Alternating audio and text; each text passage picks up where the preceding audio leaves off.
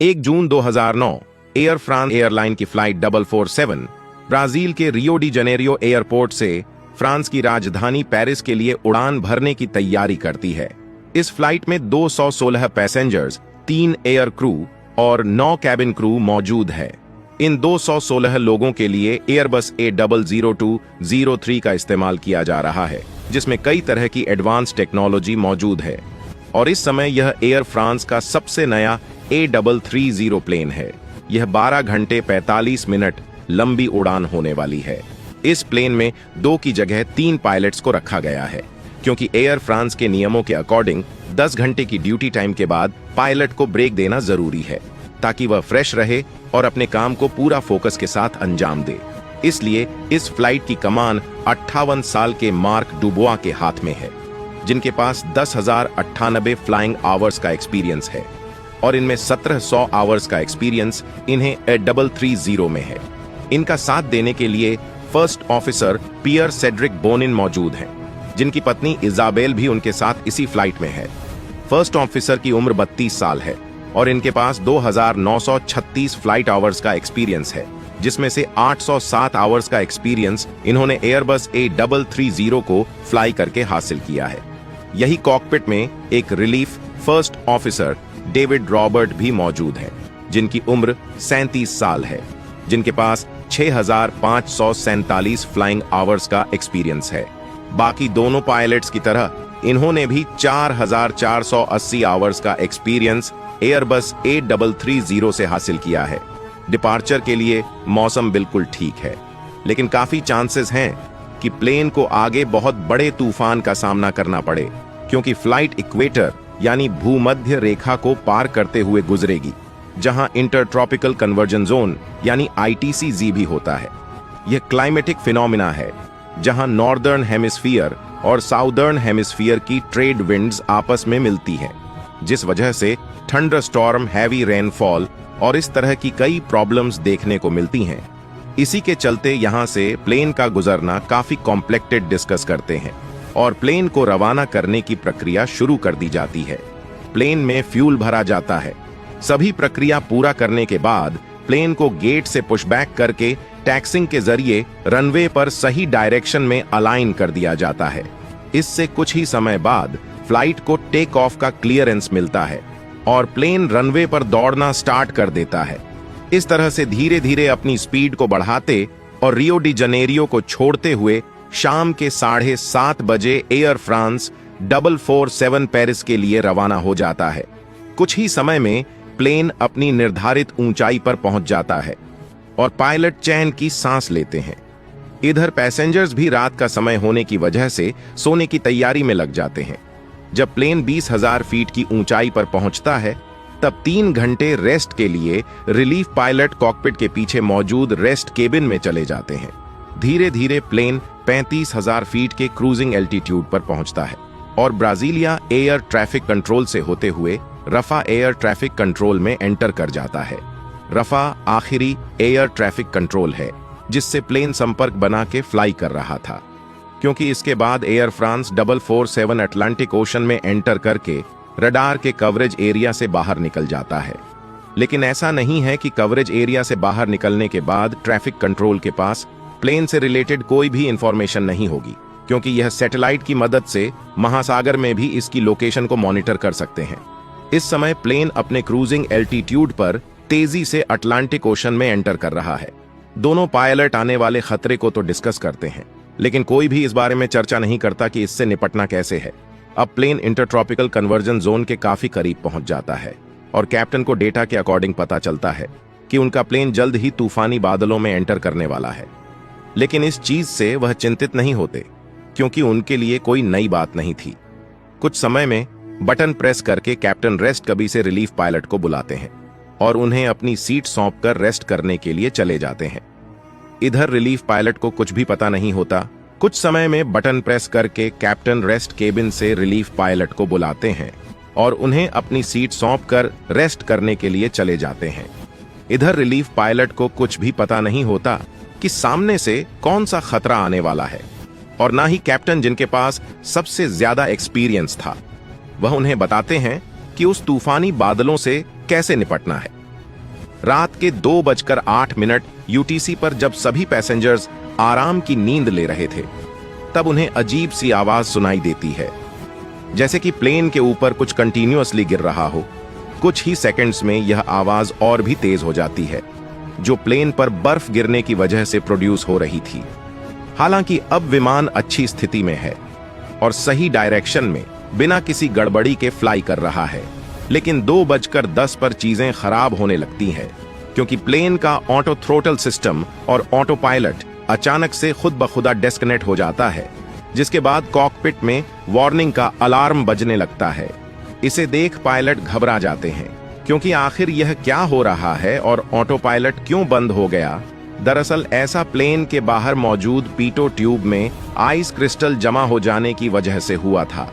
जानकारी के लिए बता दें कि पीटो ट्यूब का काम प्लेन की एयर स्पीड को मेजर करना होता है, लेकिन जब इसमें आइस क्रिस्टल जमा हो जाते हैं तो यह एक्यूरेट एयर स्पीड मेजरमेंट नहीं कर पाता है, जिस वजह से ऑटो पायलट सिस्टम को सही डाटा नहीं मिल पाता और वह डिसेंगेज हो जाता है।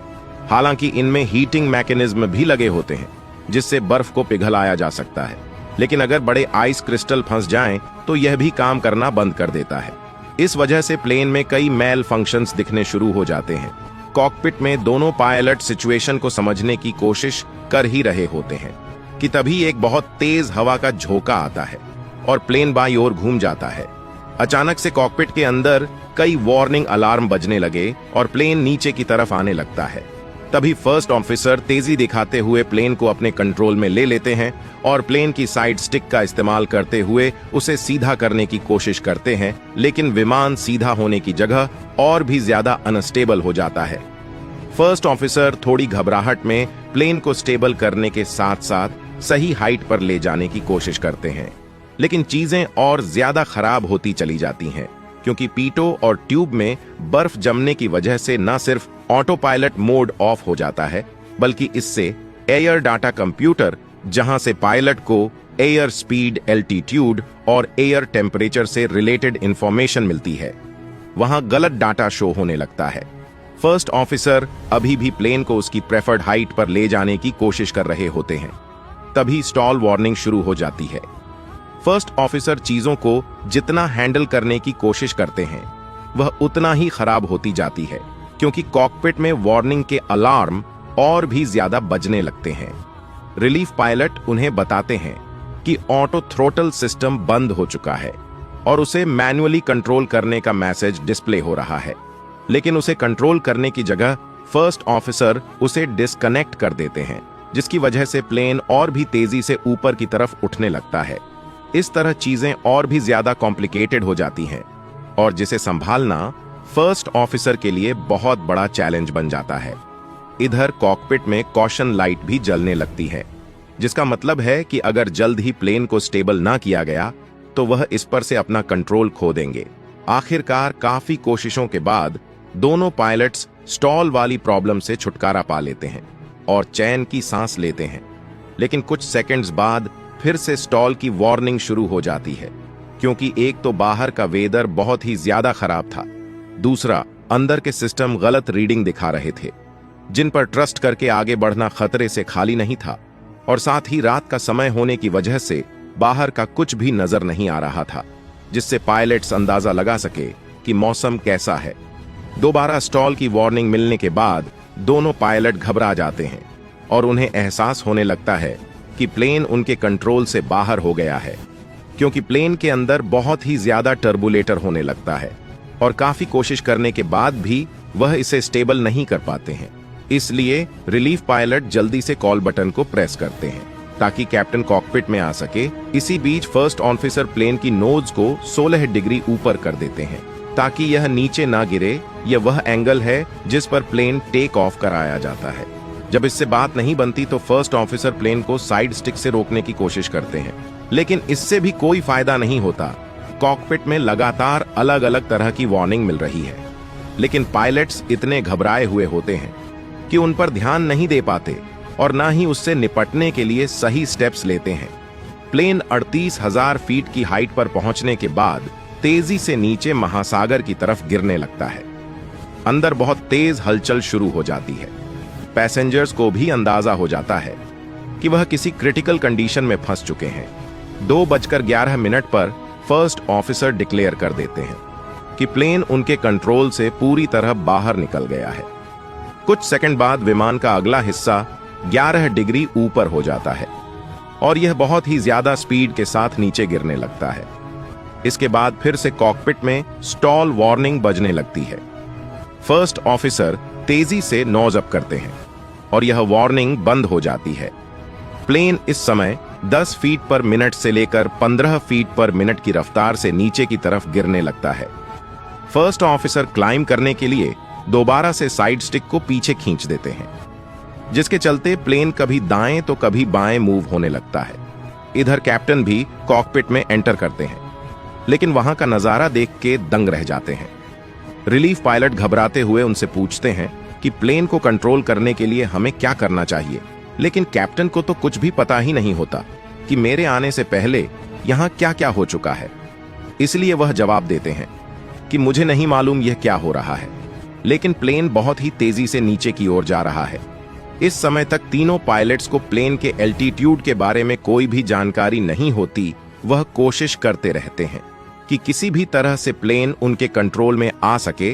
कैप्टन फर्स्ट ऑफिसर से लेफ्ट रूटर का इस्तेमाल करने के लिए कहते हैं ताकि प्लेन का झुक ना बंद हो सके। तीनों पायलट इस समय बहुत ही पैनिक सिचुएशन में होते हैं। कुछ ही सेकंड्स में प्लेन 10,000 फीट की हाइट पर आ जाता है और यहां से उसे कंट्रोल करना बहुत ही ज्यादा मुश्किल हो जाता है। रिलीफ पायलट फौरन ही प्लेन की कमांड फर्स्ट ऑफिसर से अपने हाथों में ले लेते हैं और उसे स्टेबल करने में लग जाते हैं, लेकिन उसी दौरान फर्स्ट ऑफिसर भी साइड स्टिक से उसे कंट्रोल करने लगते हैं, जिसकी वजह से कॉकपिट में डुअल इनपुट का अलार्म बजने लगता है। चूंकि दोनों पायलट एक ही साथ इनपुट कर रहे थे, इसलिए इसका प्लेन पर कोई भी असर नहीं होता है। तभी फर्स्ट ऑफिसर घबराहट में चीखते हुए कहते हैं कि अब हम तेजी से नीचे गिर रहे हैं। इस पर रिलीफ पायलट क्लाइम चिल्लाते हैं ताकि प्लेन को ऊपर उठाने की कोशिश कर सके, लेकिन अब बहुत देर हो चुकी होती है क्योंकि प्लेन पूरी तरह से कंट्रोल से बाहर हो चुका था। इसके बाद relief officer flight control computer को रिसेट करने के लिए कहते हैं। यह प्रोसेस टिपिकली एक्सट्रीम सिचुएशंस में यूज किया जाता है ताकि रिसेट के बाद कंप्यूटर फ्रेश स्टार्ट हो सके और ग्लिच दूर हो सके। रिलीफ ऑफिसर की बात पर कैप्टन जवाब देते हैं कि इससे कोई फर्क नहीं पड़ेगा। इसे सुनकर रिलीफ पायलट और भी ज्यादा घबरा जाते हैं और क्लाइम चिल्लाने लगते हैं। धीरे धीरे प्लेन 4000 फीट की ऊंचाई पर आ जाता है, जिसके बाद पायलट और भी ज्यादा पैनिक होने लगते हैं।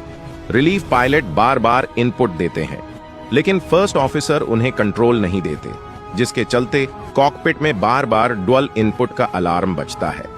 बाद में रिलीफ पायलट फर्स्ट ऑफिसर से कहते हैं कि मुझे कंट्रोल दो, जिस पर फर्स्ट ऑफिसर जवाब देते हैं कि गो अहेड, मैंने तुम्हें कंट्रोल दे दिया है।